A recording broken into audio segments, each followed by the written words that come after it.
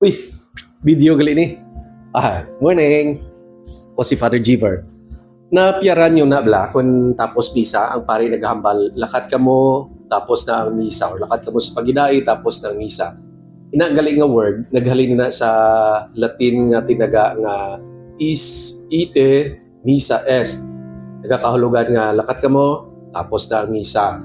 Ang word nga misa, naghalin-galay na iya sa sinadto nga mga sa sinadto pa nga Latin nga tinaga nga misyo. May kaangtanan nina sa tinaga nga mission, inpadala.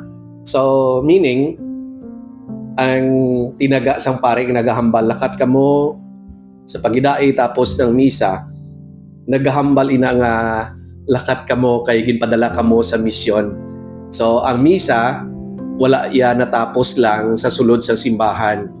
Liturgically speaking, natapos ang misa sa sulod sa simbahan. Pero nagapadayon ina sa aton nga sulod balay, sa aton nga trabaho, sa aton nga mga friends, sa aton nga mga barkada, nga sa diin dira naton ihimuon ang aton nga misyon. So, ang katapusan sang misa, panugod sang aton paghimo sang aton misyon. So, anong aton nga misyon? Amo na ang aton nga istoryahan na so naman nga video. Good morning and have a happy Sunday.